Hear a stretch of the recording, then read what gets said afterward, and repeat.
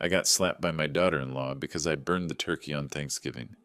My son just stood there laughing like the rest of the guests, and I calmly walked away. But when they turned on the TV 2 hours later to watch football, they saw me there instead. After that, I had 213 missed calls. Before we continue, please subscribe to the channel and write in the comments what time it is where you are now. The slap echoed across the dining room like a gunshot. My cheek burned, not from pain, but from the 30 pairs of eyes watching me. Isadora's hand was still raised, her face twisted into something between rage and theatrical disgust. "You ruined Thanksgiving," she screamed, her voice hitting that pitch that makes dogs whimper. "Do you have any idea what this turkey cost? What this day cost?" Behind her, my son DeWitt snorted, actually snorted. Then the room erupted. Laughter, gasps, someone's phone camera clicking.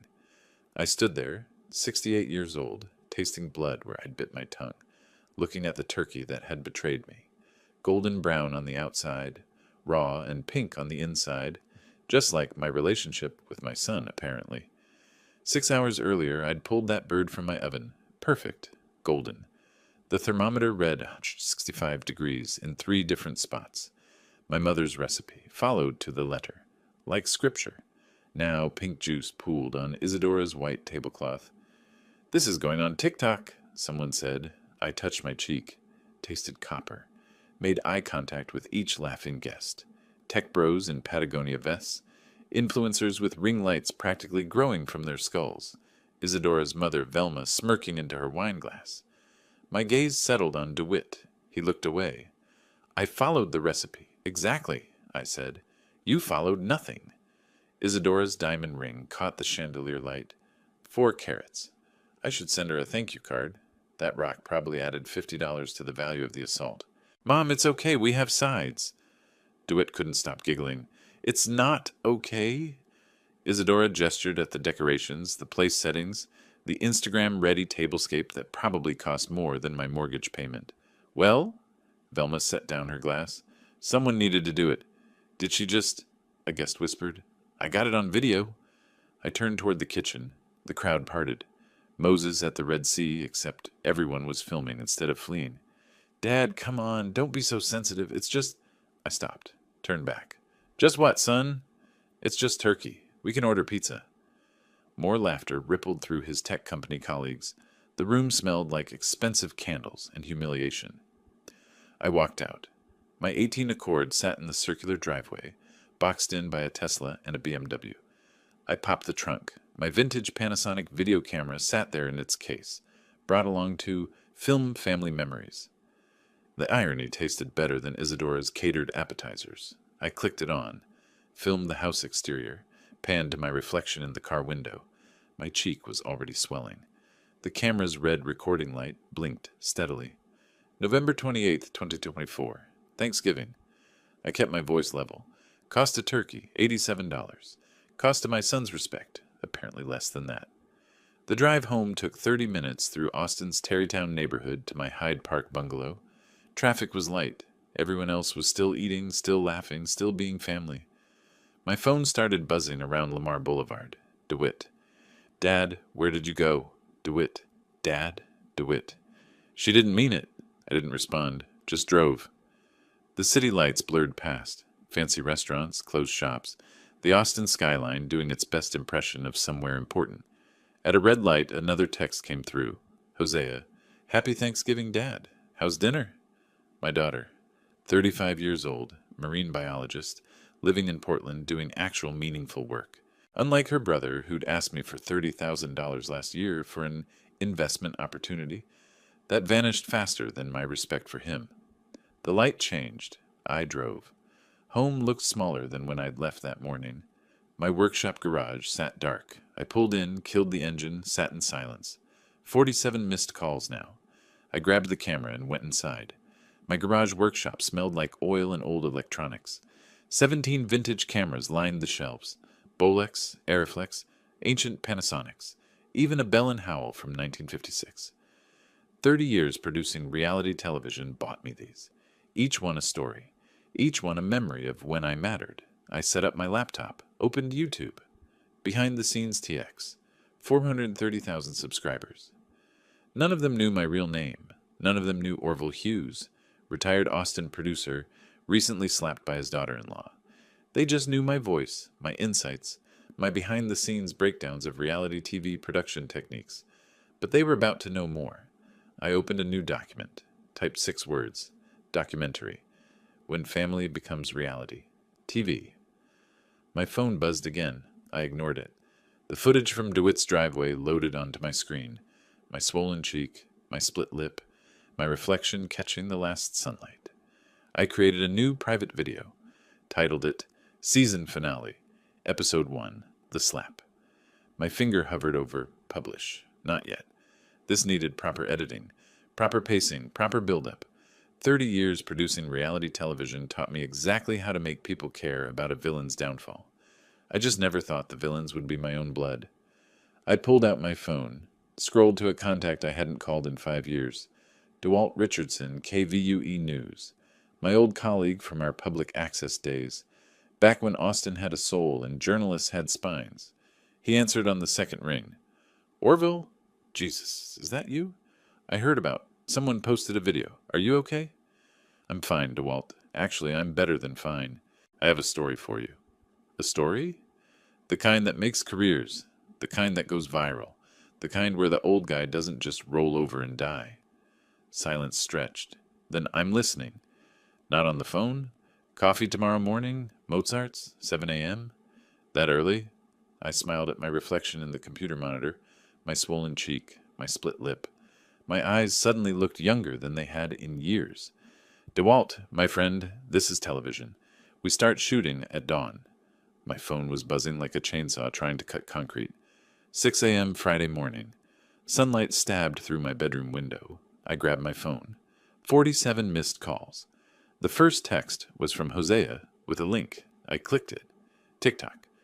Boomer ruins Thanksgiving. 2.3 million views. The video started with DeWitt carving, pink juice running, cut to Isadora's face twisting into rage, cut to the slap. The sound design was actually impressive. Someone had amplified it. Cut to me standing there, blood on my lip. Cut to my silent walk through the kitchen. Comedy music underneath. The skull emoji bouncing in the corner. I watched it 3 times. The comments scrolled endlessly. This old man really thought he could cook? With 84,000 likes. The slap heard round the world? With 62,000. That son laughing is sending me with 91,000. I grabbed my legal pad, started taking notes. Who was visible? What was audible? Traced the original post to Courtney something, one of Isadora's influencer friends. My producer brain clicked into gear. 2.3 million views in 14 hours. 47,000 comments. Shares across Twitter, Instagram, probably Reddit by now. This wasn't humiliation anymore. This was publicity. I showered, made coffee, debated calling DeWitt, decided against it, let him sweat. 7 a.m., I drove to Barton Springs Pool. 12 years every morning, 3/4 of a mile in spring-fed water, cold enough to stop your heart. Routine keeps you sane. Routine keeps you sharp. The water hit like November in liquid form. I swam. Stroke, breathe, stroke, breathe. The cold washed away everything except clarity. In the locker room, I was toweling off when someone said my name. Orville? Orville Hughes? Jesus, how long has it been? DeWalt Richardson stood there, grayer than I remembered. Slight paunch, but those sharp reporter eyes hadn't changed. 5 years? 6? Since the PBS fundraiser? God, that was a night. You still swimming here? Every morning. Clears the head. I should start. My doctor keeps threatening me. He stopped. Hey, what happened to your face? I adjusted my glasses. The morning light caught my yellowing bruise perfectly. Oh, family dinner. You know how it goes. Family dinner did that. Let's just say some relatives believe in physical expressions of disappointment. Awkward silence. Then, want to grab coffee? I've got an hour before I'm due at the station. Mozart's coffee sits on South Congress, under oak trees older than both of us. We got espresso. Sat outside. Morning Austin bustled past. Joggers, dog walkers, people who didn't have viral videos of their public humiliation. So, DeWalt stirred his coffee. You going to tell me what really happened? Have you heard of elder abuse? He paused mid-sip. In a professional capacity, yeah. Why? Just curious. What if, hypothetically, an elderly person was assaulted by family members? On camera? And those family members had been, say, manipulating him financially for years? Hypothetically, that would be a hell of a story. Hypothetically. Orville, are you telling me? I'm not telling you anything, but I am thinking about doing something big. Legacy project, charity work, something that might interest your viewers. You're being cryptic. I'm a television producer. We're trained in suspense. He laughed. We finished our coffee, made vague plans to meet again. I could see his reporter brain working, calculating angles, sources, potential stories. Perfect. At 10 a.m., I visited my bank downtown, requested detailed statements, every transaction with DeWitt over 5 years printed out like a receipt for trust. $30,000 in 2023, $15,000 in 2021, $8,000 in 2019. Total, $67,000. The bank manager looked concerned. Would you like overdraft protection? No, thank you. But I would like receipts of every transaction for tax purposes. Tax purposes? And possibly criminal ones. But let's start with taxes. Driving home, I remembered something. Mid-October, I'd stopped by DeWitt's house unannounced, heard voices on the back patio, walked through the side gate. Isadora and Velma, wine glasses catching afternoon sun, completely unaware I was 10 feet away behind the hedge. When the old man kicks it, we'll have power of attorney sorted. Hosea lives too far away to stop us? The house alone is worth $800,000. I'd pulled out my phone. 4 minutes of audio. Crystal clear. At home, I opened a new folder on my computer, labeled it Season Finale, Raw Footage, started organizing bank statements, audio recording, yesterday's camera footage, screenshots of the viral video. My phone rang. Hosea. Dad, I saw it. I'm calling you right now. I'm okay, sweetheart. You're not okay. That bitch hit you, and DeWitt laughed. Language. I'm 35 years old, and I'll curse if I want. Are you pressing charges? No. Why not? Because I have a better idea. Silence. Then, I'm listening. Do you remember what I used to say about revenge? That it's best served cold. No, that it's best served in prime time. She laughed, sharp, appreciative. Dad, you're not. I spent 30 years making reality TV. I know exactly how to destroy someone's reputation legally, ethically, and entertainingly. I'm equal parts worried and impressed. I need you to do something. Don't contact DeWitt. Don't defend me on social media. Don't respond to any of this. Can you do that? Why? Because when this goes down, you need to be clean, untouchable. The good daughter who was far away and didn't know. Dad, what are you planning? Something they'll never see coming. Something that'll make that turkey look perfectly cooked by comparison. We talked for another hour. She supported me. Completely. Her brother had been an entitled brat since childhood. This was just the final act. By 10 p.m., I'd had 2 glasses of bourbon. Unusual for me. The support from Hosea, the interest from DeWalt, the possibilities opening up like flowers in Fast Forward, it all went to my head. I opened Facebook. Typed, sometimes the turkey isn't the only thing that's been roasting. Stay tuned. Hit post. Felt clever for exactly 30 seconds. Then my producer brain kicked in. The TV emoji. Stay tuned. Producer language. DeWitt's friends work in social media marketing. I deleted it. 8 minutes had passed. Too late. My phone exploded. Screenshot after screenshot circulating. DeWitt's group chat visible in shares. Trevor. Dude, your dad just posted this. DeWitt. What? Isadora. What does that mean? DeWitt. I don't know, he deleted it already. Isadora. He knows something. I paced my back porch. The bourbon turned warm in my hand. Maybe I'd just ruined everything. Or maybe the mistake wasn't a mistake. My phone rang. Unknown number. Hello? Mr. Hughes? This is Patricia Chen from the Austin American-Statesman. I'm calling about a viral video that's been... I have nothing to say about that.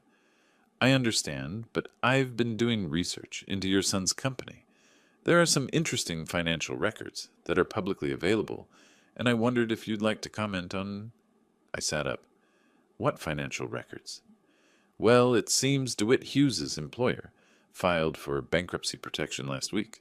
I'm guessing he hasn't told you that his entire department is being laid off after the new year? My bourbon glass stopped halfway to my mouth. He hasn't mentioned it. No. I'm also seeing liens filed against his home. 3 credit card companies and... She paused. Mr. Hughes, I probably shouldn't tell you this, but your daughter-in-law has been tagged in about 40 posts at high-end restaurants and stores in the past month. The spending doesn't match someone facing foreclosure. No, it doesn't, does it? If you'd like to go on record about the assault, about any financial elder abuse, I can help tell your story. We have a series running called Golden Years, Tarnished Dreams about... Not yet, but soon. Can you give me until next week? Next week? Mr. Hughes, this story is hot right now, the video alone. Next week I'll give you something better than a video. I'll give you a documentary, a full investigation, receipts, recordings, the works. But I need time to compile everything properly. Silence. Then, you recorded them? I'm a television producer, Miss Chen. I always keep B-roll. She laughed, sharp, appreciative. Okay, next week. But Orville, call me Patricia, and I want an exclusive. You'll get it. One condition. When this breaks, it breaks everywhere simultaneously. I want this trending on every platform by Friday. Which Friday? I looked at my calendar, counted days. December 20th, right before Christmas, when families are supposed to be together. Patricia's smile was audible. That's cold. No, that's justice. The cold part comes after. I hung up, opened a new note on my phone, typed timeline, then underneath, Day 1, Thanksgiving, the slap. Day 2, viral. Day 3, my phone buzzed, another Austin area code. Mr. Hughes, this is Beatrice Hoffman, attorney at law. I saw the video of your assault. I specialize in elder abuse cases. I'd like to offer my services pro bono. This is exactly the kind of case that changes laws. I stared at the message, then at DeWitt's panicked group chat still circulating, then at my reflection in the dark window. This wasn't revenge anymore. This was a production. I texted Beatrice. Coffee Monday morning, 8 a.m. Mozart's on South Congress. Bring contracts. Then DeWalt. Remember that hypothetical story we discussed? Not so hypothetical anymore. Can you have a camera crew available in 3 weeks? Then I opened my laptop, loaded the audio file from October, Isadora and Velma discussing my death like a business transaction, started editing. The mistake was posting that Facebook message. But the bigger mistake? That was theirs. Forever thinking I'd go quietly. Mozart's coffee at 6:45 a.m., Monday morning, same outdoor table, different purpose. I nursed black coffee, watching sunrise paint, Congress Avenue Orange. My phone showed 89 missed calls from DeWitt, 34 from Isadora, 12 from Velma. The viral video hit 4.7 million views. Someone made it into a Thanksgiving meme template. I wasn't watching anymore. The 3-page contract Beatrice emailed at midnight sat open on my iPad. Elder abuse case, pro bono representation. She arrived at 8 exactly. Leather briefcase, gray-streaked black hair in a bun, reading glasses on a chain. Ordered chamomile tea, no sugar. Mr. Hughes, I've handled 43 elder abuse cases. Yours is textbook. I'm not sure I'm ready to call it abuse. They're my family. Your family assaulted you. On camera. While 30 people laughed. What would you call it? Disappointing. She slid the contract across. Let's call it what it is. And let's make sure they face consequences. Real ones. I don't want them in jail. Then what do you want? I want them to understand what they lost. I want them to feel it. That, Mr. Hughes, I can absolutely deliver. I signed 3 places. She pulled out her iPad, opened case management software. First, we established the pattern. You've given them money over the years? $67,000 total. I have bank records. Good. Did they repay any of it? No. It was always loans that became gifts. Her fingers moved across the screen. Did they promise repayment? Yes. Text messages, emails. Excellent. That's fraud if we need it to be. She pulled up the TikTok video. 4.7 million views. Watch the slap. Her jaw tightened. This is criminal battery in Texas. Class A misdemeanor. Up to a year in jail. I don't want that. I know. But they don't know that. Leverage. Orville. We're building leverage. She made notes. The October recording, that's conspiracy to commit guardianship fraud. Texas is one-party consent. You were party to the conversation. Yes, we can use it, but I want more. I might have an idea about that. She leaned forward. I like ideas. I used to produce reality TV. What if I invited them over? Set up cameras. Let them incriminate themselves. Hidden cameras in your own home. Legally gray. Texas is two-party consent for recording, so you'd need to post notice. Or, she paused, or you get their verbal consent. How? Tell them you're making a family documentary, a legacy project, for posterity. If they consent, even implicitly by staying, everything is admissible. That's brilliant. I've done this before. She closed her iPad. Orville, I need you to understand something. This path, documentation, legal action, public exposure, it will destroy your relationship with your son. Permanently. Are you prepared for that? I thought about the slap, the laughter, the October recording. I don't think I have a relationship to destroy. That afternoon, I called Lemuel Santos. Lem operated cameras on my reality shows for 15 years. Puerto Rican, stocky, technical genius. He arrived at 7 p.m. with equipment cases. Man, this feels wrong. These are your kids. My kid, singular. My son and his wife. Still, hidden cameras in your own house? You remember that show we did? Cheaters Exposed? Yeah, but those were strangers. This is family. Exactly. Strangers I could forgive. Family? They knew better. Lem held up a smoke detector camera. This thing cost $400. You know what that means. What? Your son's betrayal better be worth at least $400 of footage. That's like 30 seconds of him being terrible? Knowing DeWitt, 20 seconds tops. He's efficient with his awfulness. We installed 5 cameras over 3 hours. Smoke detector in the living room. Air purifier in the kitchen. Vintage clock in the dining room. Picture frame bookshelf in the study. Thermostat housing in the hallway. All wireless, feeding to my laptop. This one's got night vision, Lem said, adjusting the smoke detector. Audio pickup radius of 20 feet. You'll catch everything. Good, because I'm tired of being the only one being watched. Wednesday evening, I texted DeWitt. Let's talk. Move past this. Dinner Wednesday at my place? He agreed immediately. Too immediately. They arrived at 7. The atmosphere was awkward, overly polite. Everyone performing. Orville, this roast is delicious. Much better than the Isadora caught herself. Much better than restaurant food. Thank you, Isadora. I'm glad you came. I know things have been tense. Dad, look, about Thanksgiving. I should have stood up for you. You were laughing. I remember. DeWitt went silent. We're both sorry, Isadora said. It was a stressful day, and I overreacted. You hit me. I know. It was unforgivable. I've been seeing a therapist about my anger. She hadn't, but I smiled. That's good. Growth is important. I'd left bank statements on the kitchen table. $2.3 million in the investment account summary. Accidentally visible when Isadora asked about dessert recipes.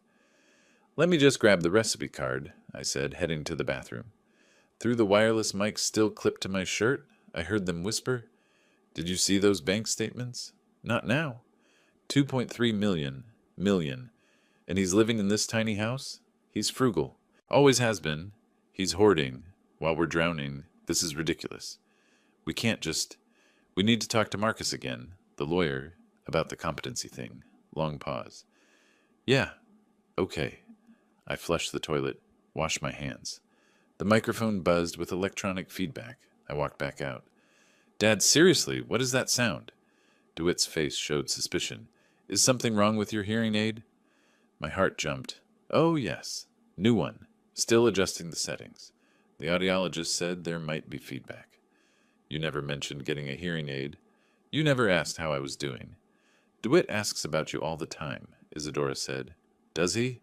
Because my phone log shows 1 call from him in the past 3 months. Before Thanksgiving. We've been busy.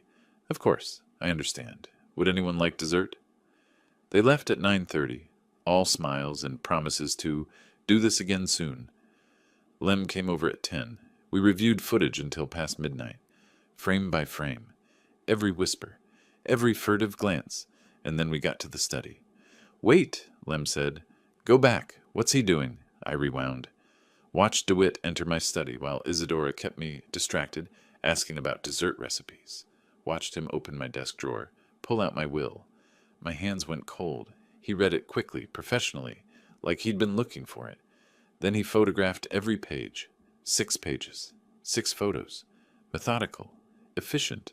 Then he texted someone. Lem enhanced the image, zoomed in on his phone screen reflected in the desk's glass surface. 50-50 split. We need to make sure Hosea doesn't contest. Who's he texting? Lem asked. DeWitt's thumb moved again. Once we get power of attorney, we can modify the will. He'll never know until it's too late. Response. What about your sister? DeWitt. She lives in Portland. By the time she finds out, everything will be in our names. Something cracked inside my chest. Not my heart breaking. Something harder. Something that sounded like a door closing. Orville? Lem's voice was quiet. You okay? They're not just coming after me. They're planning to cut Hosea out completely. Jesus. I closed the laptop, sat in the dark. The dinner was Wednesday. Today is Thursday. They've had 24 hours to think they got away with it. What are you going to do? I pulled out my phone, scrolled to Warren Hutchins, estate planning attorney, the best in Austin, the one who'd drawn up my current will. I'm going to give them exactly what they're planning to take, and then I'm going to watch them try to spend it. Lem frowned. I don't follow. You will. I hit dial. Warren answered on the 3rd ring, voice groggy. Orville? It's midnight. What? Warren, I need to change my will. Tomorrow. Emergency session. Change it how? I smiled in the darkness, watching the paused image, my son photographing the document that detailed his inheritance. I'm leaving everything to charity. Every penny. Effective immediately. Silence. Then, Orville, that's extreme. Have you thought about... I've thought about nothing else. Can you do it or not? I can do it. But Orville, if you're doing this out of anger... I'm not angry, Warren. I'm awake. There's a difference. Tomorrow, 9 a.m., your office. I hung up. Lem stared at me. You're really going to disinherit your son? No. I'm going to make him think I disinherited him. Then I'm going to let him panic. Then I'm going to document every desperate, illegal thing he does trying to reverse it. That's cold, calculated, cruel. Lem shook his head slowly. I was going to say brilliant, also cold, but mostly brilliant. My phone buzzed. Text from DeWitt. Thanks for dinner, Dad. Meant a lot. Let's do it again soon. I showed Lem. We both stared. You going to respond? I typed, Anytime, son. Family is everything. Hit send. Turned off my phone. Tomorrow I would rewrite my will. Tomorrow I would set the trap. Tomorrow, the documentary would truly begin. Lem stood to leave. Stopped at the door. You know what the scariest part is? What? You're smiling. I touched my face. He was right. Good television always has a twist in Act 2. What's the twist? I looked at the frozen image of DeWitt photographing my will, his face illuminated by his phone's glow, greedy and focused and completely unaware he was being filmed. The twist is that the villain doesn't know he's in a documentary. He thinks he's getting away with it. Until the credits roll. Warren Hutchins' law office sits on Congress Avenue downtown. Mahogany desk. Silver-haired attorney. 20 years of trust between us. Friday morning, 9 a.m. A brand new will lay between us. 7 pages. Not a single mention of DeWitt or Isadora. Everything, $2.3 million, going to the Dignity and Aging Foundation. Didn't exist yet. I'd create it. Sign here.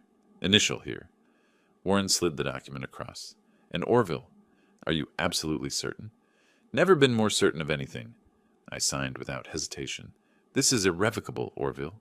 Once you sign, DeWitt gets nothing. That's the idea. He's your son, your only son. Was, past tense. The man who hit me for a raw turkey isn't my son anymore.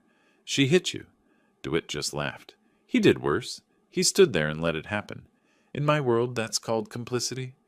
Warren sighed. I've done estate law for 38 years. You know what I've learned? Money destroys more families than disease. Then it's already destroyed mine. I'm just making it official. Warren processed the will with formal precision, notarized it, sealed it, filed it, explained that in Texas a new will automatically supersedes the old one. I took notes. This decoy would stay visible. In my car, on my desk at home. The real will stayed in my safety deposit box at Wells Fargo. That afternoon, I met Jerry, Pauline, and Vincent at Ironworks BBQ on Red River Street, 3 TV producers I'd worked with in the 2000s. Over brisket and shiner, I pitched them a hypothetical reality show. Elderly father, greedy adult children, hidden cameras, financial manipulation. So in your show concept, the dad just takes it, gets slapped, and walks away? Jerry asked. No. He's patient. He documents everything, builds a case. For what? Lawsuit? Pauline leaned forward. For justice. Public, undeniable, devastating justice. Dark. I love it. What's the twist? Vincent grinned. The twist is the dad isn't helpless. He's a retired TV producer. He knows exactly how to manipulate narrative, create viral moments, destroy reputations. Jerry laughed. So it's revenge for the AARP crowd? It's revenge documentary. There's a difference. Would anyone watch this? Pauline asked. 4.7 million people watched a video of me getting slapped. Yes, people would watch. Vincent stopped mid-bite. Wait, that was you? That turkey video? I smiled. What turkey video? They loved it. Every beat, every angle. I took mental notes on their reactions. What shocked them, what engaged them, what was too far. Testing my narrative. That weekend, I dove into research. DeWitt gave me online banking access in 2023 when I needed help understanding my new account. He never revoked it. I logged in. Exported everything. The numbers were devastating. 67K credit card debt. 3 cards maxed. 25K, 9K, 8K. Mortgage payment 60 days late. Yet Isadora's Instagram showed designer purchases from last week.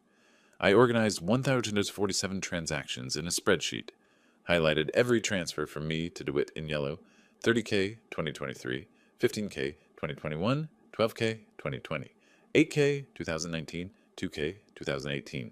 Total $67,000. Then I found it. December 3rd, Isadora's Instagram post, taking care of important family business, geotagged, Greenfield Law Offices. I Googled the attorney, Marcus Greenfield, specializes in conservatorships and guardianships for elderly clients. They were building a case to declare me incompetent. Friday evening, I called Hosea. Dad, I got your email, the bank records. Jesus, DeWitt owes $67,000? That we know of.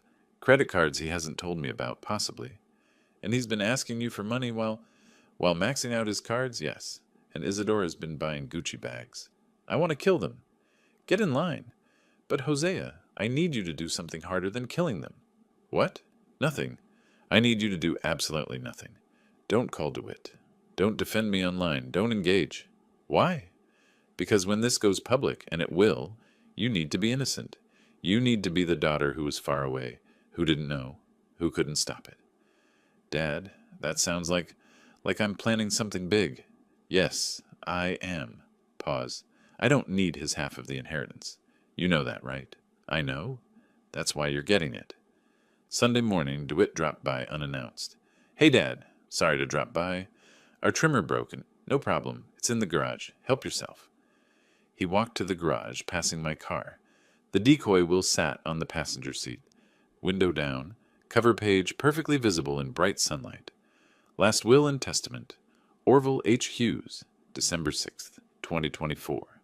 Too perfect. You been to see Warren Hutchins? His voice was casual but tight. Oh, yes. Estate planning. You know, at my age. Everything okay? Everything's fine. Just updating paperwork. Boring legal stuff. He glanced at the visible will.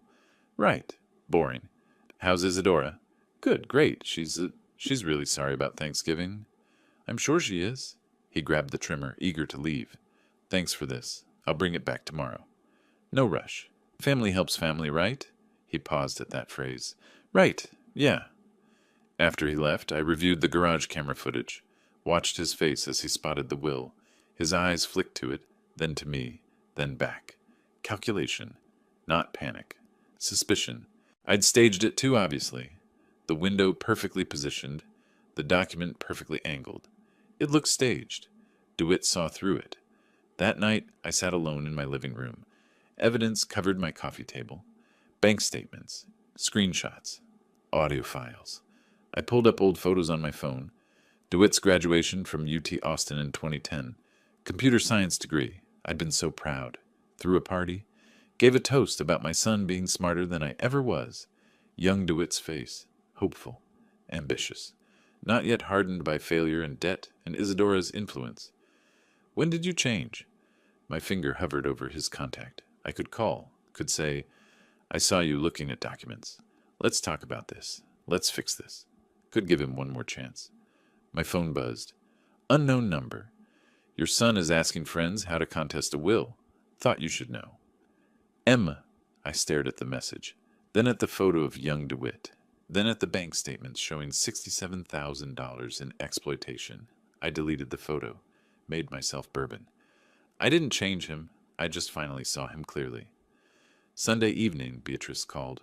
Orville, we have a problem. My stomach dropped. What kind? I did some digging into Marcus Greenfield. He's filed 4 guardianship petitions in December alone. His success rate is 91%. I know. I researched him. Did you research his timeline? From petition to granted guardianship, his average is 42 days. I calculated quickly. December 6th plus 42 days. Mid-January. They could have control of my assets by Valentine's Day. If they file this week, yes. And Orville? I have a source in his office. They're drafting a petition. For you, specifically. The room tilted. How do you know? Because my source is his paralegal, and she's Hosea's college roommate. Small world, Austin. What's the petition say? The usual. Memory problems. Poor judgment. Unable to manage finances. They'll cite the raw turkey as evidence of cognitive decline. They'll cite your age. They'll bring in a doctor, probably one Marcus has used before, who will testify you showed signs of dementia. I'm 68 and sharper than most 30-year-olds. Doesn't matter. It's a performance, and Marcus is very good at directing it. I almost laughed. So we're in a race, my documentary versus their legal fiction. Yes. And Orville? They're faster. Courts move quickly on elder conservatorships. Public opinion moves slowly. Then I need to move the timeline up. How far up? I pulled up my calendar. December 20th for the press conference. December 23rd for the viral launch. Christmas Day for the family confrontation. Too slow. If they filed this week, they'd have a court date by Christmas. I need to go public now, this week. That's too soon. You don't have enough. I have a viral assault video. I have audio of them plotting. I have bank records showing financial exploitation. I have their law office visits documented. How much more do I need? Silence. Then, a smoking gun. Something undeniable. Something that makes them look so bad that no judge would grant them guardianship. I'm working on it. Work faster. She hung up. My phone buzzed. Text from DeWitt. Hey, Dad. Isadora and I were thinking, since Thanksgiving was such a disaster, why don't we host an early Christmas dinner at our place? This weekend? Make it up to you? I stared at the message. Read it 3 times. They were inviting me to their house, their territory, where I couldn't have hidden cameras. Why? I opened my laptop, pulled up property records for DeWitt's house. Foreclosure notice filed November 15th. They had until December 31st to pay $8,400 in back payments, or the bank would begin proceedings. They needed money. Fast.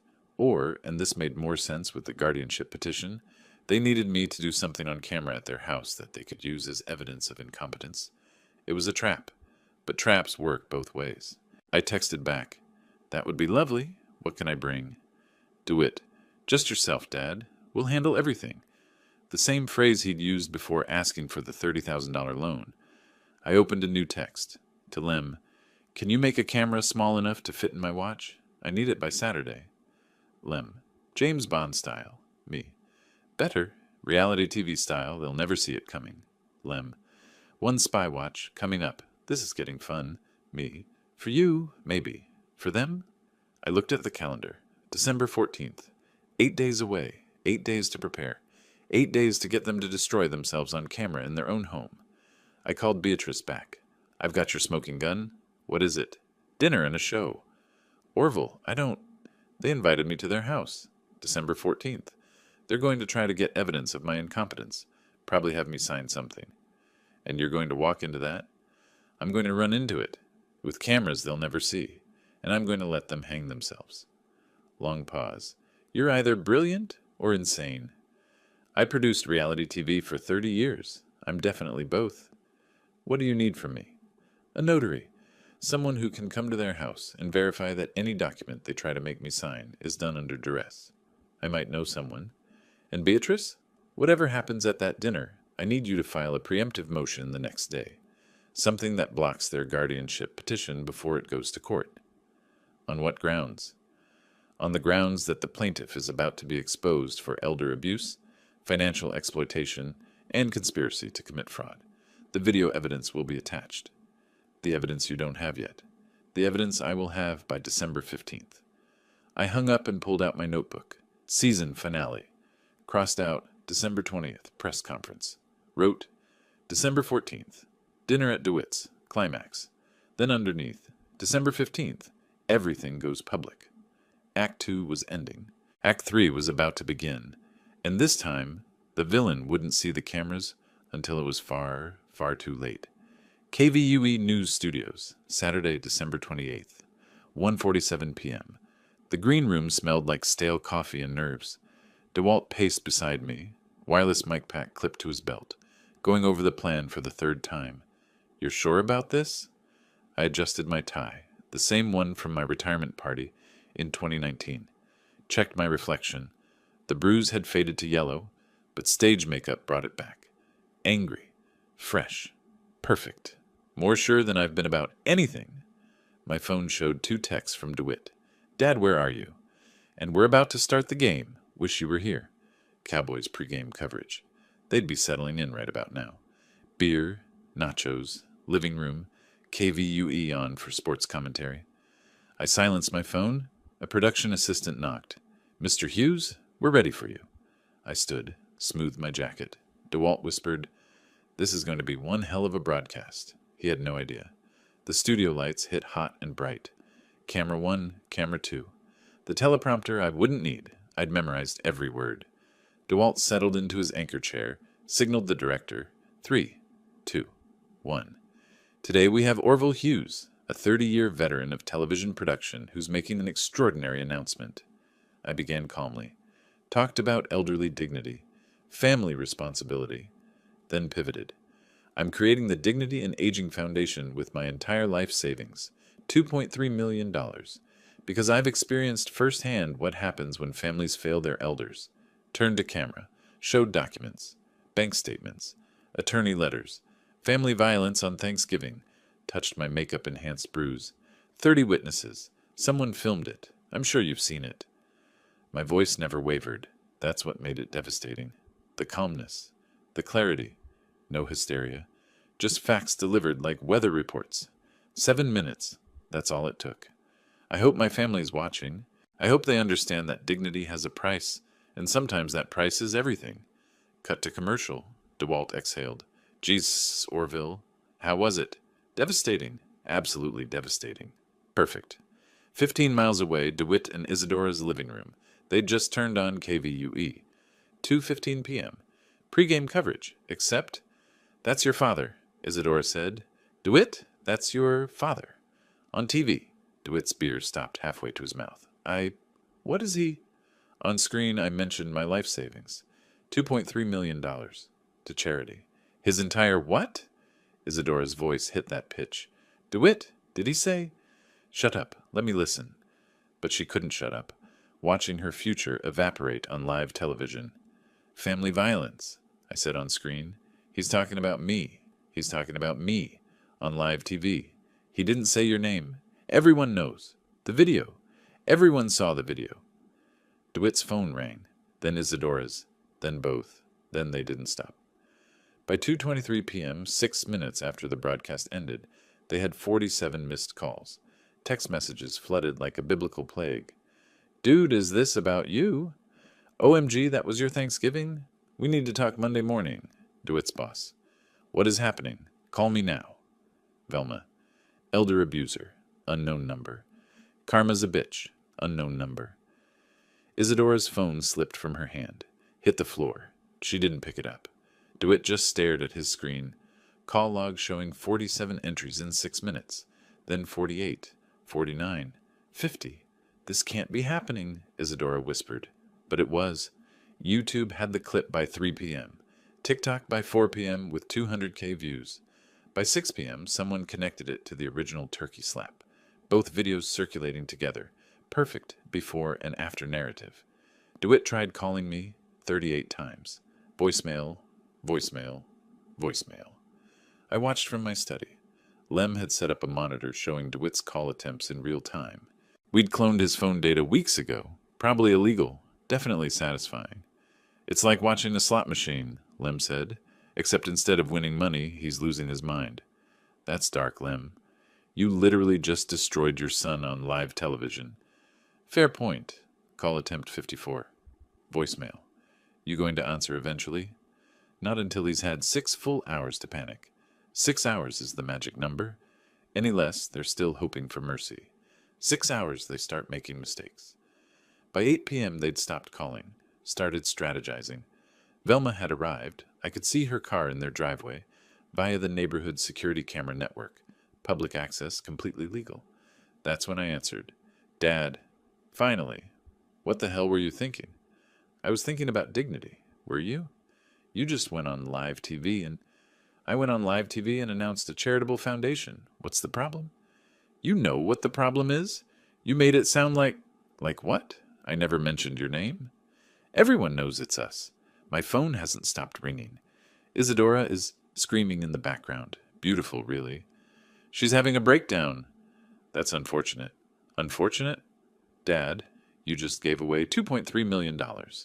My $2.3 million. To spend as I choose. But that was... we thought. You thought what? That it would be yours eventually? That you could declare me incompetent and take it? Silence. Long. Damning. What? Marcus Greenfield. Guardianship attorney. Ring any bells? Even longer silence. How did you... I'm 68 years old, not senile. I know what you were planning. Both of you. Isadora grabbed the phone. You ruined us, do you understand? You ruined our lives. No, Isadora. You ruined your own life when you hit me. I just made sure everyone knew about it. Good night. I hung up. Lem was staring at me. That was cold. Good television always is. By 10 p.m., the video had 1.2 million views on YouTube alone. Reddit had 4 different threads. TikTok turned my bruised face into a meme template. When you give away millions just to spite your kids. Hosea called from Portland, crying, good tears. Dad, you were amazing, so calm, so strong. I didn't feel strong. I felt tired and vindicated. Then a text. Unknown number. Mr. Hughes, this is Stephanie Chen, BuzzFeed News. I'd love to interview you about... Delete. TMZ would like to offer... Delete. NBC News would like to schedule... Delete. Then Velma called. You monster. You destroyed my daughter. You destroyed your son. For what? Because your feelings were hurt? Because I was assaulted in my own family. She barely touched you. The video suggests otherwise. You're a vindictive, cruel old man. I hope you die alone. Probably will now, but at least I'll die with dignity. Can Isadora say the same? She hung up. Then my laptop showed something new. Posted 20 minutes ago. 47,000 views already. Title. The real story behind that viral dad. Family responds. Thumbnail. DeWitt and Isadora, looking remorseful on their couch. I clicked play. Hi everyone, I'm DeWitt Hughes, and I need to tell you the truth about what happened on Thanksgiving. My stomach dropped. Isadora dabbed at her eyes. My father-in-law is sick. He's been showing signs of dementia for months. We've been trying to help him, but he refuses treatment. The turkey incident, he forgot to cook it. Then he forgot he'd forgotten. And when we tried to gently tell him, he became violent.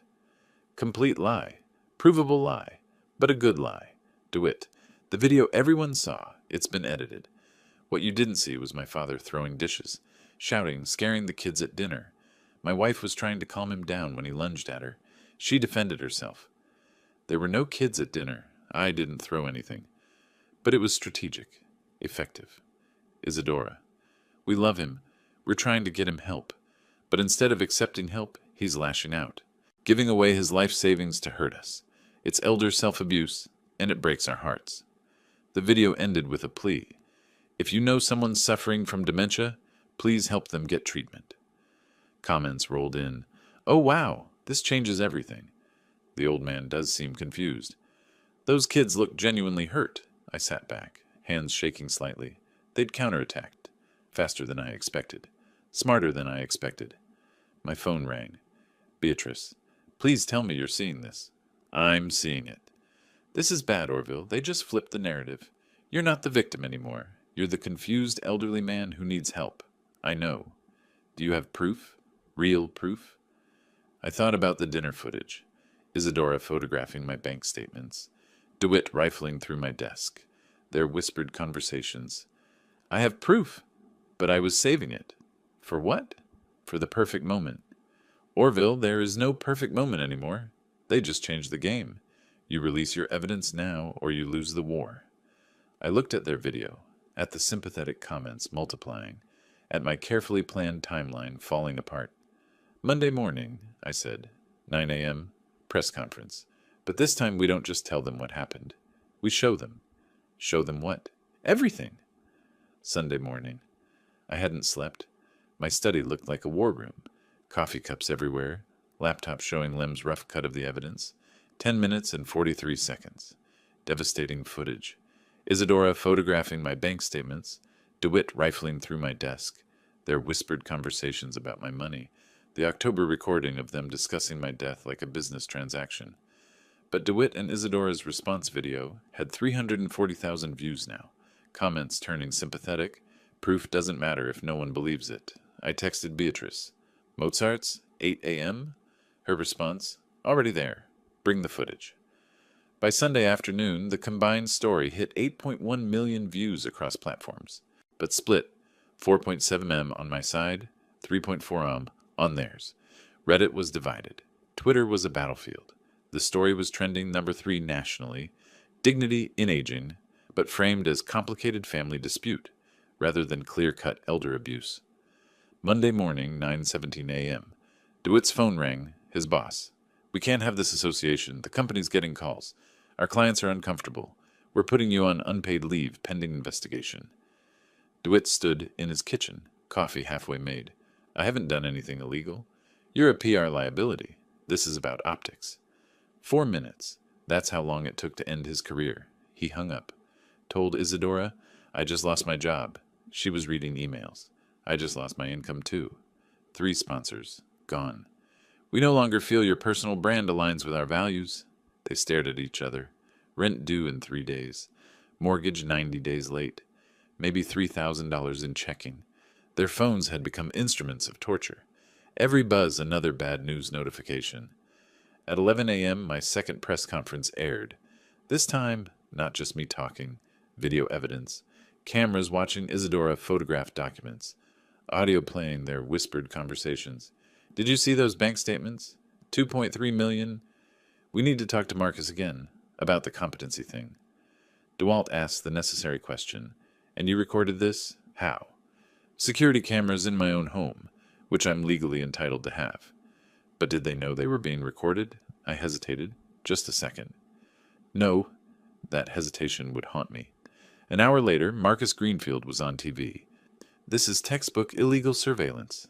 Texas requires 2-party consent for recording private conversations. Mr. Hughes violated that. More concerning, this appears to be a vindictive elderly man manufacturing evidence to justify his own financial decisions. The narrative pivoted. Not, what did the recordings catch? But were the recordings legal? Media segments featured legal experts debating recording consent. My methods overshadowed my message. I'd given them the wrong story to focus on. Tuesday night, reading comments. They're arguing about the camera, not what the camera caught. Beatrice's text. You gave them an out. They're not defending their actions, they're attacking yours. You let them change the subject.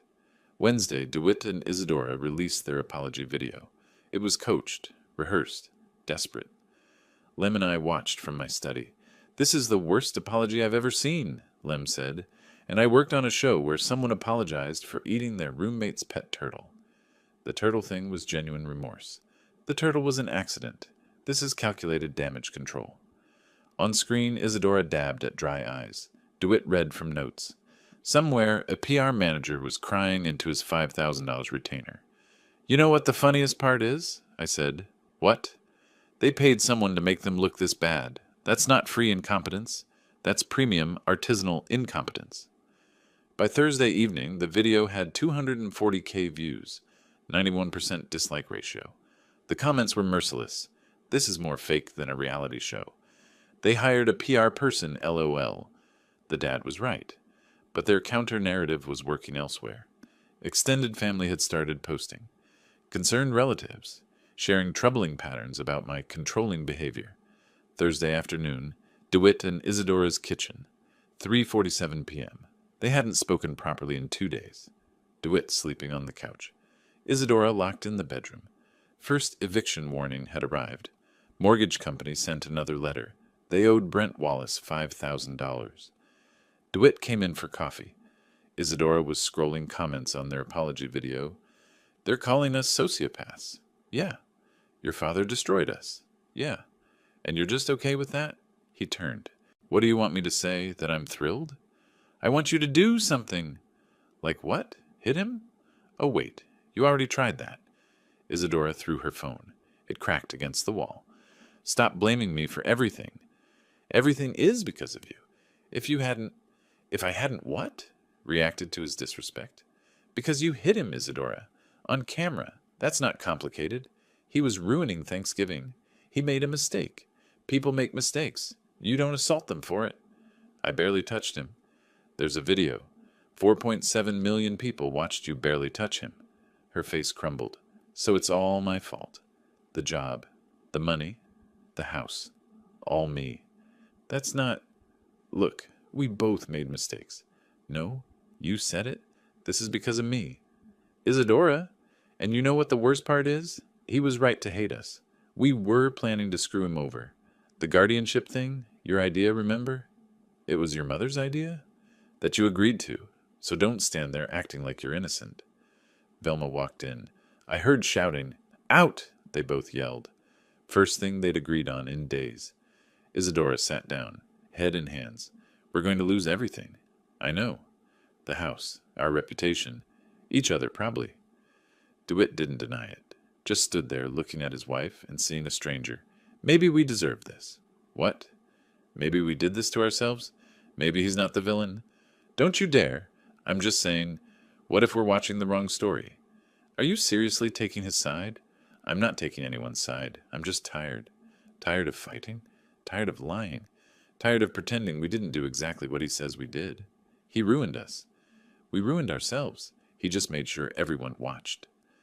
That truth hung between them. Suffocating. Isadora stood. I'm going to my mother's. For how long? Until you remember whose side you're supposed to be on. She left. Door slammed. DeWitt stood alone in his kitchen, in his house being foreclosed. And for the first time since Thanksgiving, he let himself think. My father was right. Friday evening, I sat in my study, going through damage assessment. Good news. 11.4 million combined views. Foundation website had 340K visits. Guardianship petition stalled indefinitely. Bad news, half the coverage was about my recording methods. Marcus Greenfield had filed a civil suit. Some experts said I might face criminal charges. I was winning, but it felt messy. Incomplete. My phone rang. Unknown Austin number. Mr. Hughes, Detective Sarah Pacheco, Austin Police Department. I'm calling about the recordings you presented. We've received a complaint alleging illegal surveillance. I need you to come down Monday morning. Am I being charged? Not yet. But we need to investigate. Bring your attorney. I called Beatrice immediately. Marcus filed a complaint this afternoon, she said. He's bearing you in process. So I won, but I also lost. Welcome to real life. It's not as clean as TV. After she hung up, I opened my laptop, checked news cycles, social media. Then I saw it. New video. Posted 40 minutes ago. Extended Family Speaks.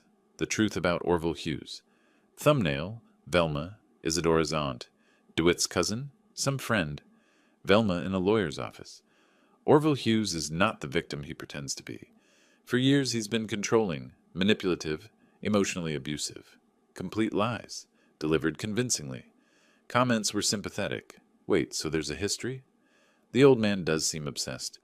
Maybe everyone's the villain here. Yeah, I closed the laptop. I'd won the battle.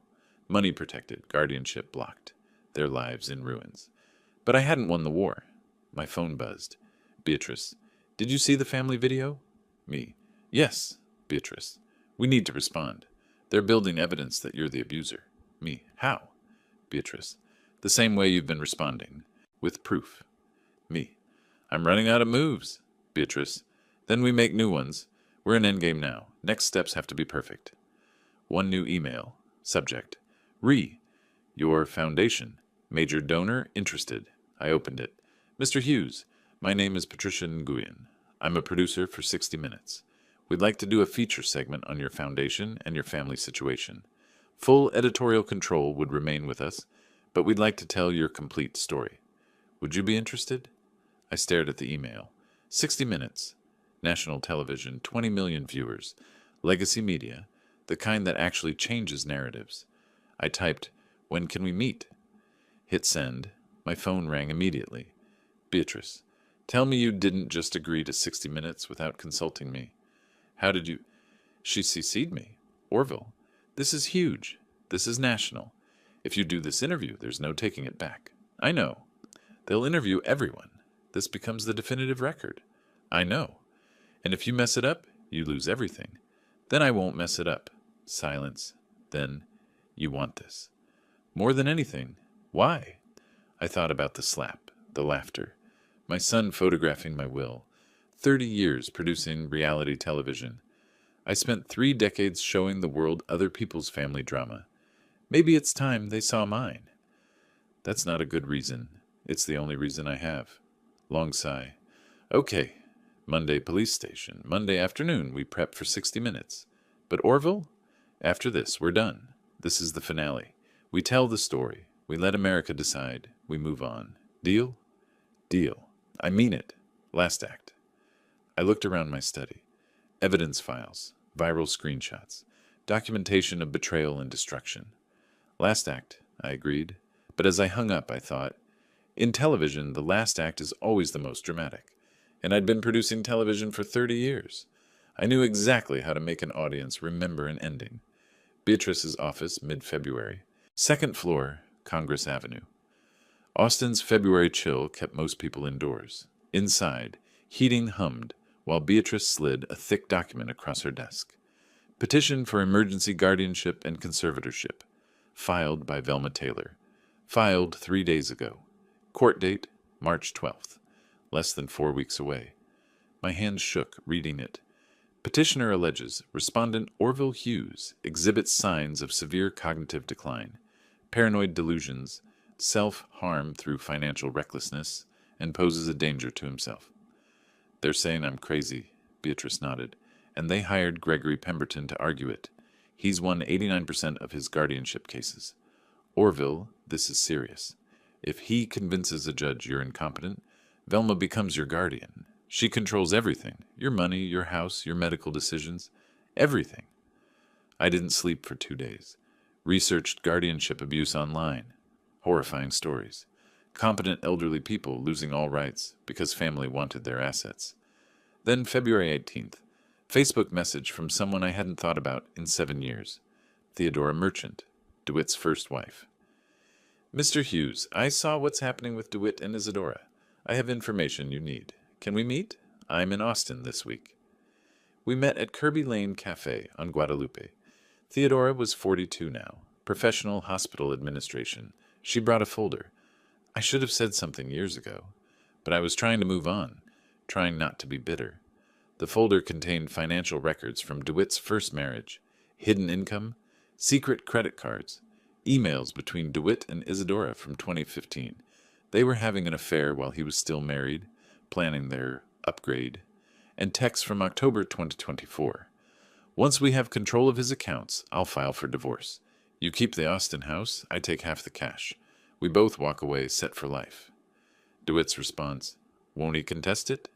Isadora, he'll be too senile to know. That's the beauty of the guardianship. I sat there reading this, feeling physically ill. Why are you giving me this? Theodora looked me in the eye. Because DeWitt did the same thing to me he's doing to you. Used me until I was no longer useful. I got out with nothing. Signed a terrible divorce agreement because he said we'd stay friends for the family. Then he married Isadora 6 months later. I'm done being quiet about who he really is. He doesn't know about Isadora's plan? Not a clue. She's playing him like he played us. There's almost poetry in that. There's justice in it, and I want to help you get yours. I scheduled a comprehensive cognitive evaluation at Dell Medical School. Full battery, memory, reasoning, executive function, mini mental state examination. Dr. Kimura reviewed my results 3 days later. Mr. Hughes, I'm going to be direct. Your cognitive function is exceptional for your age. Top 15th percentile. Top 15th? Memory, reasoning, verbal fluency, all well above average. You scored 30 out of 30 on the MMSE. Perfect. I see no indication whatsoever of dementia, cognitive decline, or impairment. Can you put that in writing? I'll have a formal report ready tomorrow. But Mr. Hughes, why are you taking this test? My daughter-in-law's mother is trying to have me declared incompetent. Dr. Kimura paused. Based on what I'm seeing here, that's not just wrong. That's actionable. Meanwhile, 60 Minutes wanted to film everything, including the court hearing. Patricia Nguyen argued it was public interest, elder rights issue. Beatrice warned it could backfire if I appeared agitated on camera. But I agreed. If they want to call me crazy on TV, let them. But it'll be on 60 Minutes, not TikTok. Austin split down the middle. Central Market's bulletin board had dueling flyers. Support elder dignity versus family privacy matters. The subreddit debated endlessly. Next door became a battlefield. Mrs. Henderson stopped me at my mailbox. Orville, I never liked that daughter-in-law. Always loud. Always bragging. Well, and your son, quiet boy, thought he had sense.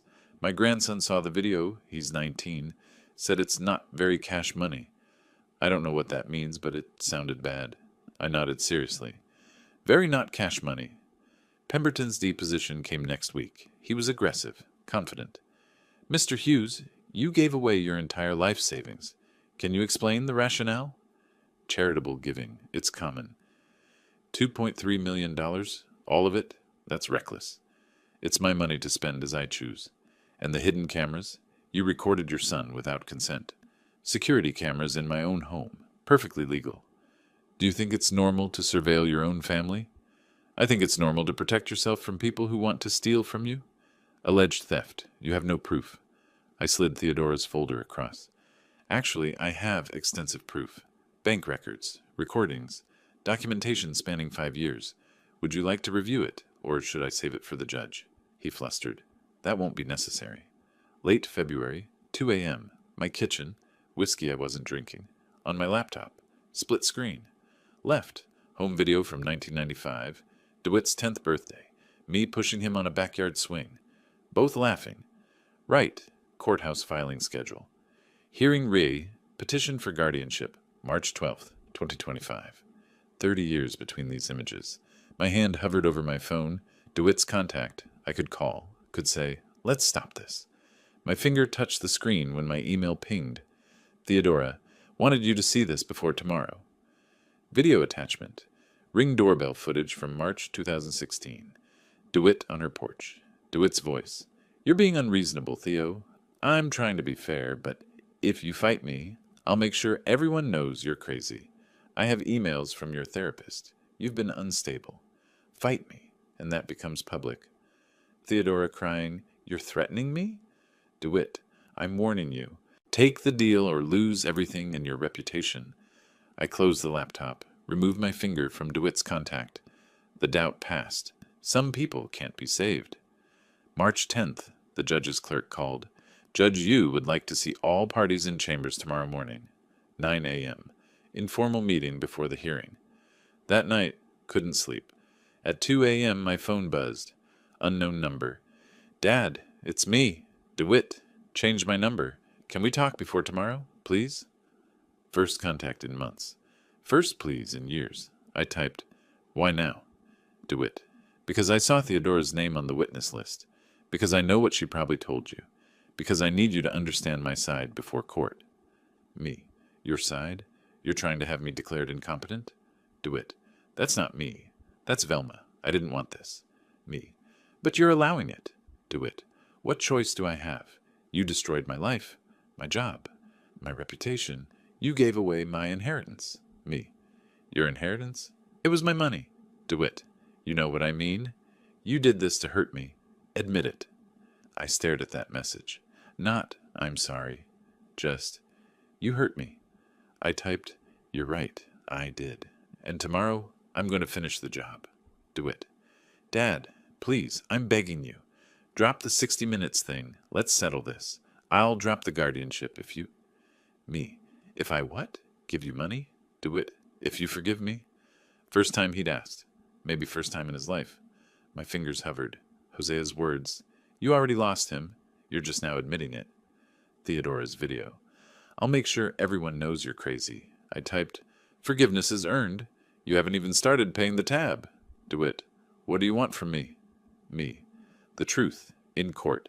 On 60 Minutes. In front of everyone. Tell them what you did. All of it. Own it. Then maybe we can talk. DeWitt. I can't do that. That would ruin me. Me. You're already ruined. The question is whether you want to be ruined honestly or dishonestly.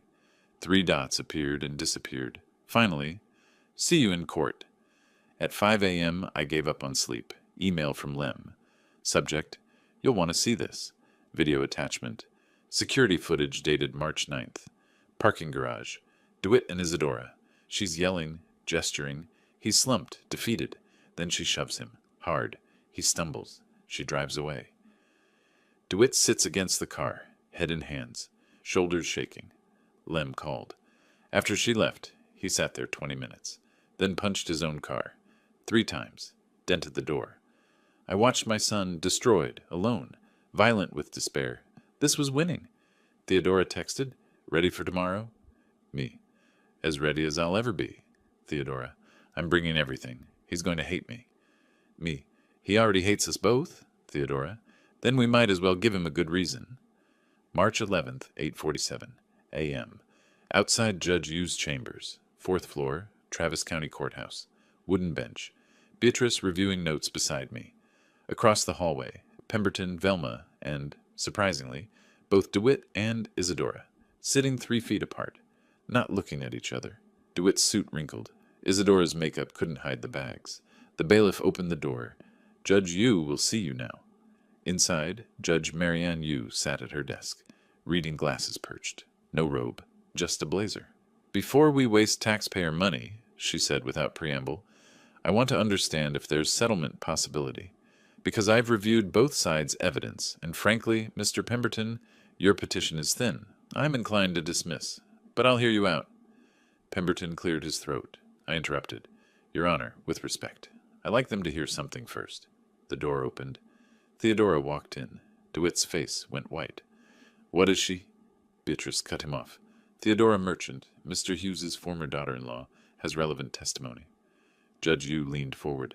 Miss Merchant, you were married to DeWitt Hughes from 2008 to 2016? Yes, Your Honor. You're here voluntarily? Completely. Because I've watched DeWitt do to his father exactly what he did to me. Theo, don't. Mr. Hughes, you'll have your turn. Judge Yu's voice was ice. Continue. Theodora slid the folder across. DeWitt systematically hid income during our marriage. Maintained secret credit cards. When I discovered it, he convinced me I was being paranoid. When I wanted a fair divorce, he threatened to tell everyone I was mentally unstable unless I signed his settlement. Pemberton, Your Honor, this is character assassination. No, Mr. Pemberton, this is pattern evidence. Continue, Ms. Merchant. These are financial records from our marriage, and these, she pointed to texts, are messages between DeWitt and Isadora from October, planning to divorce after securing Orville's inheritance. DeWitt didn't know about Isadora's plan. She was going to take half and leave him. DeWitt turned to Isadora. Tell her she's lying. Silence. Tell them you weren't planning to leave me. Isadora quietly. This isn't the place? Oh my God, it's true. Judge Yu. Enough. This is Chambers, not Jerry Springer. But, Mr. Pemberton, do you see my concern? Your petition argues paranoid and irrational behavior. This evidence suggests he had every reason to be suspicious. Next day. Formal courtroom. Packed gallery. 60 Minutes cameras. Local reporters. Beatrice presented systematically. Dr. Kimura's perfect cognitive scores, financial records showing strategic planning, character witnesses. Then Pemberton's expert witness, Dr. Sheck, took the stand. Based on behavioral patterns, giving away substantial assets, obsessive documentation, these are consistent with paranoid delusions often seen in elderly individuals. Velma perked up. DeWitt leaned forward. It was working. Then Beatrice cross-examined. Dr. Sheck, you've testified in how many of Mr. Pemberton's cases? I'm not sure. 87. And in how many did you find the respondent competent? Pause. That's not 3. That's a 96.5% incompetency finding rate. Would you say you're unbiased? I base my evaluations on Mr. Pemberton's payment of $5,000 per testimony. The moment collapsed. Then Beatrice projected my YouTube channel on the courtroom screen. Behind the scenes, TX. 430,000 subscribers. 3 years of content. Complex media analysis. Educational videos about critical thinking. The courtroom murmured. This man has been educating nearly 500,000 people for 3 years. And you want this court to believe he's incompetent? I stood, addressed the court. Your Honor, I've been called paranoid, delusional, and incompetent. I'd like to respond. Proceed. I'm a 68-year-old man who spent 30 years producing television. I know how to tell a story. I know how to document evidence. When my daughter-in-law hit me and my son laughed, I could have pressed charges. I didn't. When I discovered they were consulting lawyers about taking my assets, I could have confronted them. Instead, I documented everything. I built a case. I protected myself. That's not paranoia. That's strategy. And the $2.3 million donation? My money. My choice. I'm creating a foundation to help elderly people facing exactly what I faced. If that's incompetent, then competency has no meaning. Judge Yu looked at Pemberton. Your response? Long pause. Your Honor, we maintain that the totality of circumstances... No, the totality suggests a clear-minded man protecting himself from exploitation. Petition dismissed. With prejudice. Mr. Pemberton, you'll pay Mr. Hughes's legal fees. $47,000. I'm also filing a complaint with the State Bar for this frivolous petition. Outside, in the hallway, DeWitt grabbed Isadora's arm. You were going to leave me? After we got the money, you were just going to leave? Let go. Answer me. It was just talk, venting to my mother. You have texts, detailed plans. You're hurting my arm, he released her. We destroyed my father for nothing, for a plan you were going to betray anyway. I destroyed nothing. You destroyed everything by laughing at him. I was trying to save our marriage. We don't have a marriage. We have a financial arrangement that just blew up. Velma approached. Isadora, let's go. No, you stay. This is your fault. You pushed this. You hired Pemberton. I was trying to protect my daughter. From what? From earning her own money? How dare you? Your mother is why we're bankrupt. Your spending is why we're broke. Your temper is why we're here. Isadora slapped him. Someone's phone captured it. DeWitt touched his cheek. Bitter laugh. Like mother, like daughter. Except when you hit me, it won't get 4 million views. Because nobody cares about us anymore. By evening, 3.4 million views. Twitter. Man who tried to declare father incompetent has meltdown after learning wife planned to divorce him. TikTok. Duet showing both slaps side by side. 2.1 million views. Reddit. Update on Thanksgiving. Turkey Dad, his son, and DIL just imploded. A reporter caught Velma leaving. Mrs. Taylor, any comment? That man stole my daughter's future. He's vindictive and cruel, and I hope he dies alone. 890K views. Comments universally condemned her. DeWitt, on the courthouse steps, broke completely when another reporter approached. You want a story? Here's your story. I destroyed my relationship with my father for a woman who was planning to leave me anyway. I lost my job, my house, my reputation. And for what? Because I laughed at a turkey. Because I was too greedy and too stupid to see what I had. You win, Dad, wherever you are. Mission accomplished. The video went viral. Man admits destroying relationship with father over inheritance. That evening I sat in my study. Patrician Nguyen from 60 Minutes called. We have everything. The hearing. The YouTube reveal. The hallway fight. This is going to be one of our biggest segments. When does it air? April 6th, Easter Sunday, prime time. 18-20 million viewers estimated. Easter Sunday, Resurrection Day, poetic. One more thing. We'd like a reconciliation attempt. Have you and your son sit down together. Let him apologize. Give the audience catharsis. He won't apologize. He might. It would make powerful television. Everything's television now. It is. So, do you want to end your story with reunion or with victory? I'll think about it. Text from Hosea. Dad, I saw the video. DeWitt looked broken. Are you okay? Me. I won. Why wouldn't I be? Hosea. Winning and okay aren't the same thing. She was right. Unknown number. It's DeWitt. 60 Minutes called. They want us to do a reunion. I said yes. I'll do it if you will. No tricks. Just us talking. Please. The decision point. Reunion or victory? I typed, I'll do the sit down, but on one condition. DeWitt. Anything. Me. You tell the truth, all of it. The October conversations, the guardianship plan, the affair during your first marriage, everything. On camera. No spin, just truth. 3 dots. Disappeared. Appeared. If I do that, I'll have nothing left. Me. You already have nothing. The question is whether you want nothing honestly or nothing dishonestly. 10 minutes passed. Then, okay, I'll do it. But Dad, after this, can we maybe try to rebuild someday? The desperate hope that somewhere beyond this apocalypse was something worth saving. I typed, we'll see. Not yes, not no. Just truth. Email notification. Dignity and Aging Foundation, first grant application. A 74-year-old woman in Houston. Her son trying power of attorney. Same story I'd lived.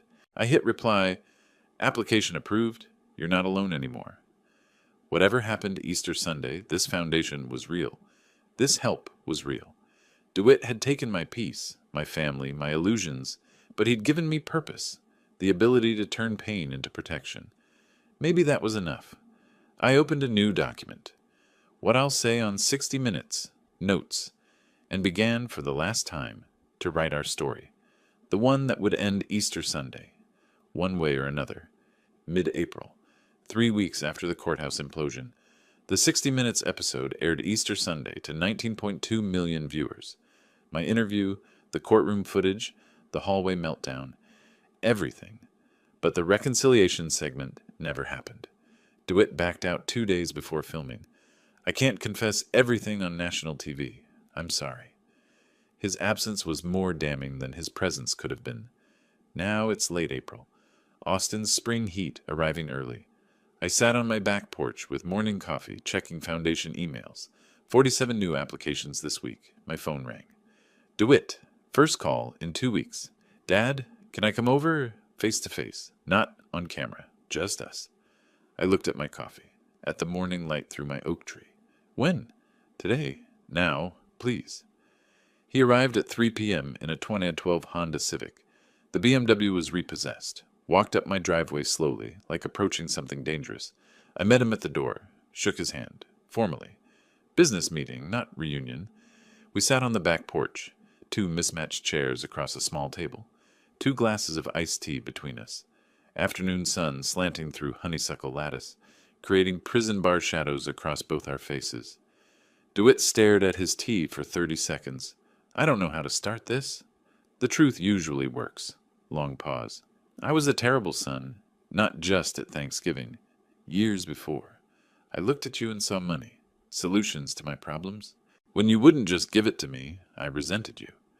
When did it start? What? When did you stop seeing me as your father and start seeing me as a bank? He thought. 2019, the startup. When you gave me $85,000 and it failed and I didn't feel grateful.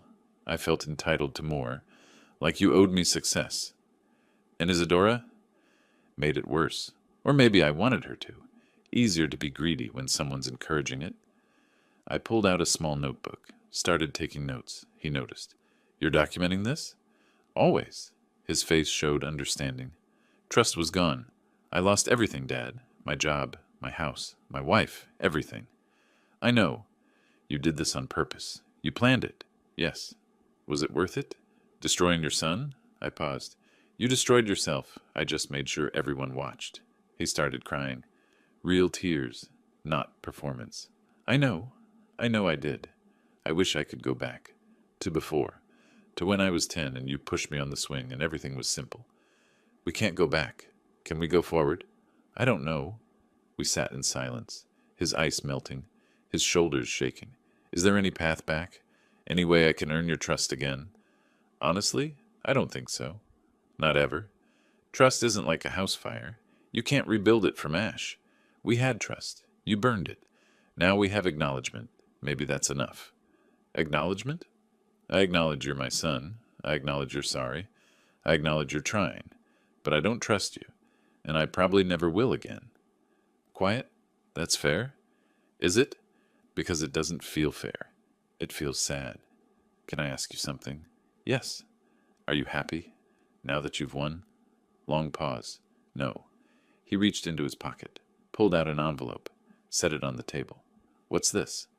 $400. I'm working part-time at Best Buy. It's not much, but I wanted to start paying you back for the $67,000. I looked at the envelope. At that rate, 14 years. Keep it. I don't want your money. I never did. I wanted respect. You can't pay that back with Best Buy wages. His face crumbled. He took the envelope back, and I saw the moment he understood. He'd lost something he could never buy back. He stood to leave. You asked if we can go forward. Here's my answer. I will not actively hurt you anymore. I won't sabotage your job prospects. I won't turn Hosea against you. But I also won't pretend we're okay. We're not okay. We may never be okay. You're my son. That's biology. But you're not my family. Not anymore. Family requires trust. We don't have that. Maybe someday we'll have peaceful coexistence. But forgiveness? Don't wait for that. He left without another word. 1 week later, Isadora requested a meeting. Against my better judgment, I agreed. Same porch. Different energy.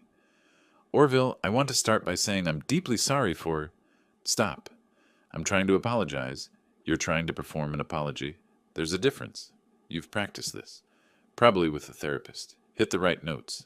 But you're not sorry, Isadora. You're strategic. That's not fair. What do you want? She dropped the act.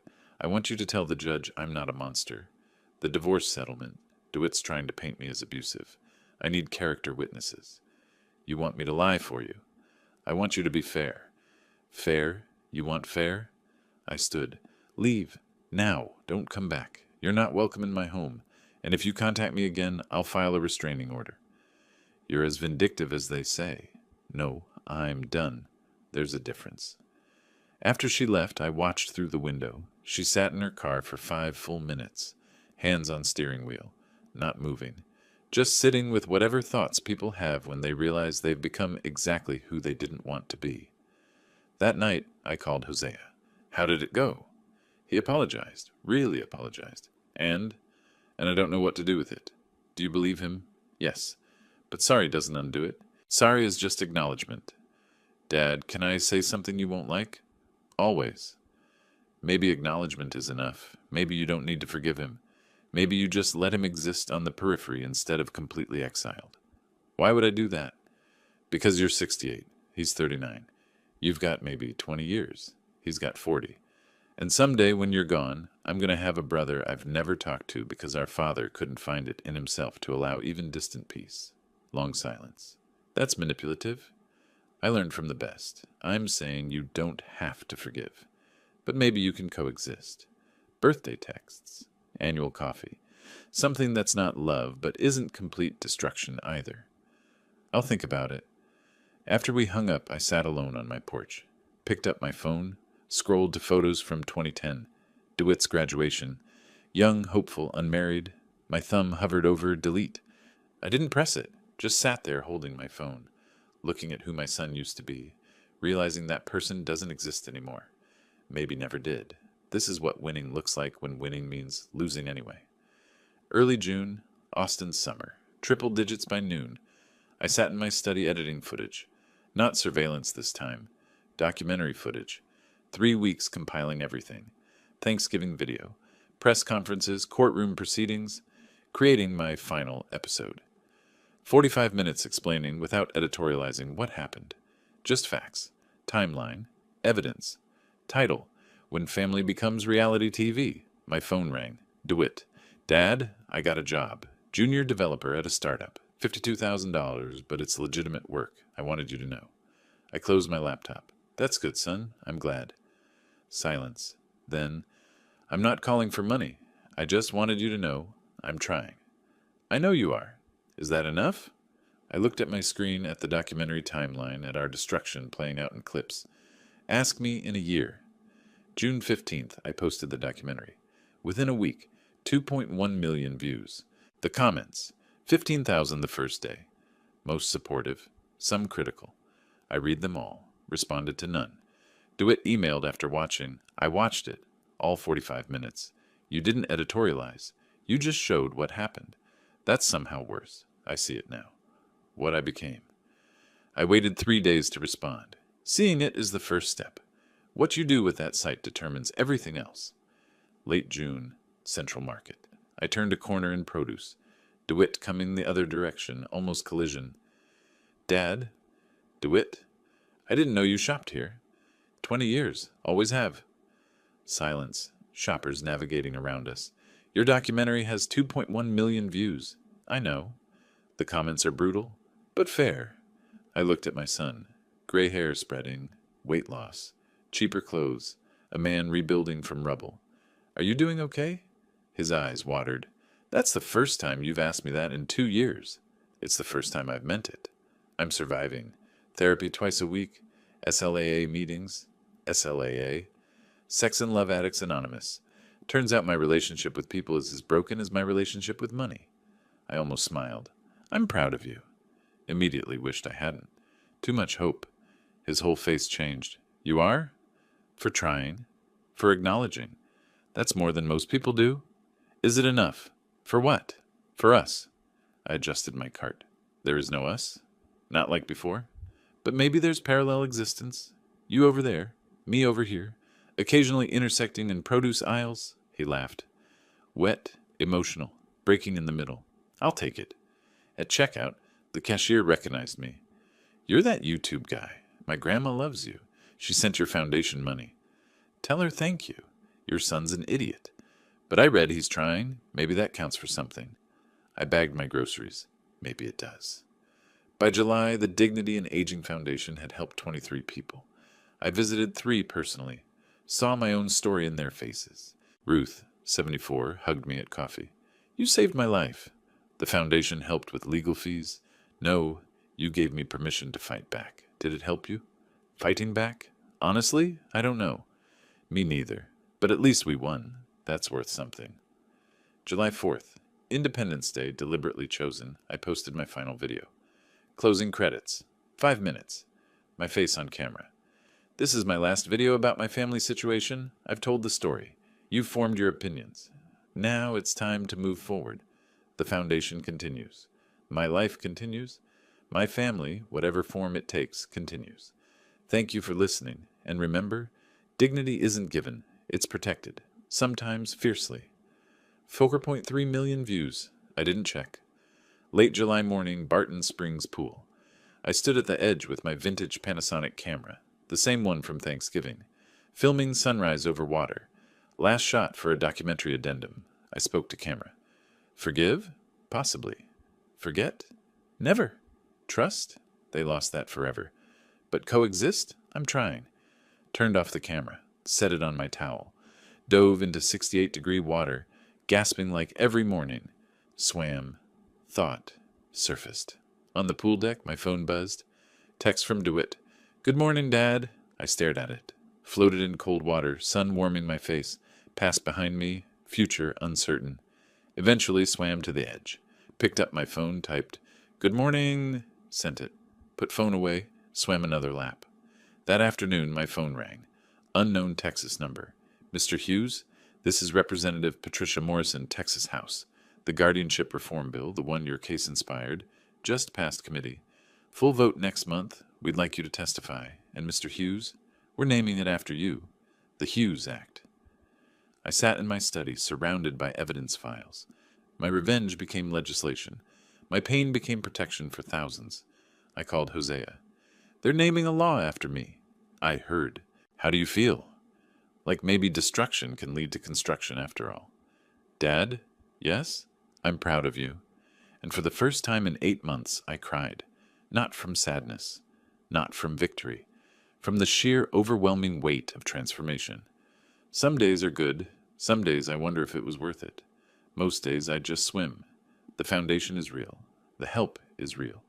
People are being protected because I fought back. But I eat dinner alone now. I swim alone. Hosea visits, but she has Portland. DeWitt texts occasionally, but we're strangers who share DNA. I traded family for justice. Some days that feels worth it. Other days it feels like I cut off my arm to remove a splinter. The arm was infected, sure, but it was still my arm. Early morning, late July, Barton Springs again. I dove into the cold water. Surfaced. Breathed. My phone on the deck buzzed. Another text from DeWitt. Something mundane about his therapy progress. I didn't answer immediately. Just floated. Thought about the slap, the turkey, the courtroom, the legislation, the foundation, the lonely dinners, the peaceful mornings, the uncertain future. Thought about Hosea's words. Coexistence. Not love, but not destruction either. Eventually, I swam to the edge, picked up my phone, read his message, typed a brief response. Not warm, not cold, just acknowledgement. Sent it. Set the phone down. Swam another lap across the pool. Water cold and clean. Sun rising over Austin, my city, my life, my complicated victory. I spent 30 years producing television, always searching for the perfect ending. Turns out, real life doesn't have those. Just endings that are true. If you like this story, please like this video, subscribe to the channel, and share your impressions of this story in the comments. To listen to the next story, click on the box on the left. Thank you for watching.